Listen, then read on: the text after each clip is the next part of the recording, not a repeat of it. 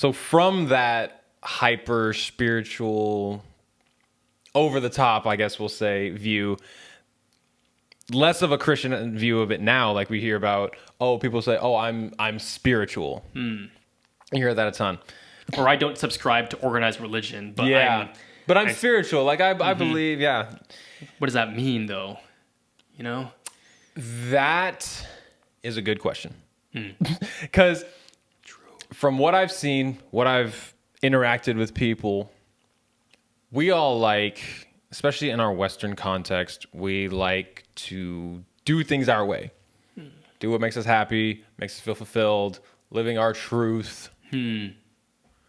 So when you have that with I'm spiritual, to me, and obviously I haven't talked to every single person that describes himself this way. This is just my interpretation of what I've seen from the people I have talked to. It seems as though they want the benefits of an organized religion without the accountability. Because since there's no solid definition of being spiritual, they can make it up. Because some people are spiritual in the sense that they got crystals hanging around their necks. They're smudging their house with sage. Zodiac. They believe in the zodiacs. They're studying the astrology charts and everything.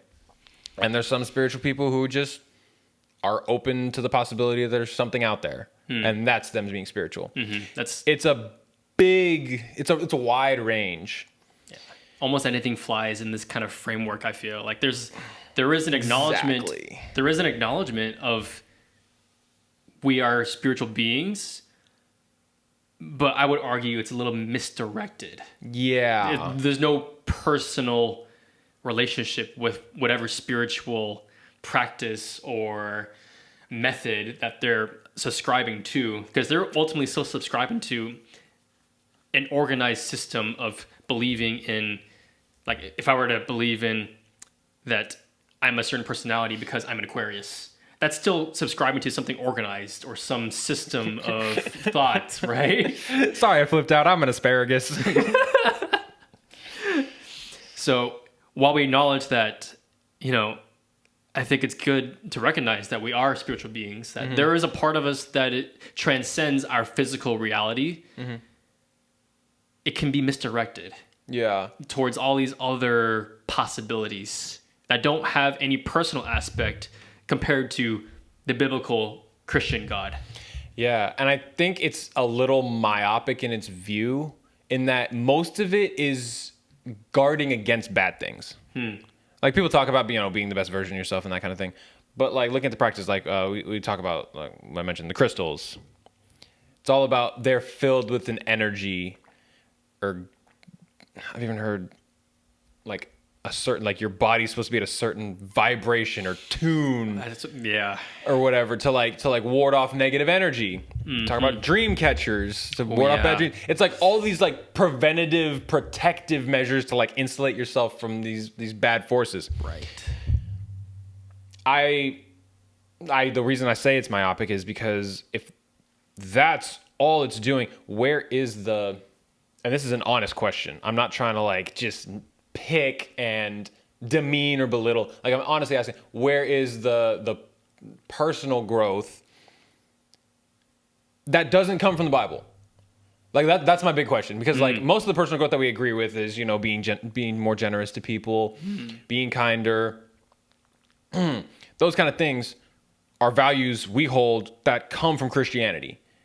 What are the values that are being added from spirituality or New Ageism or whatever that aren't just trying to insulate you from bad things happening to you? Because at the end of the day, if that's all it's doing, we're all still going to die. What's going to happen after that? I'm thinking too, like you're bringing up some really good points, and these are questions I also have too for those who subscribe to maybe this New Age spirituality.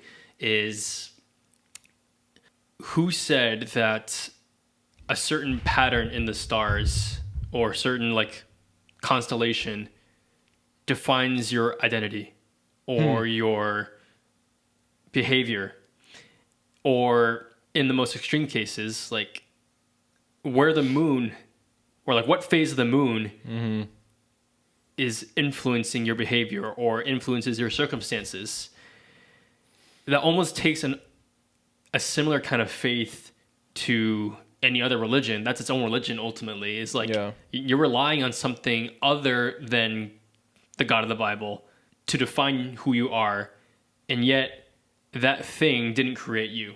You're relying on created things. A created thing. We've talked about this in previous about episodes. God. Yeah.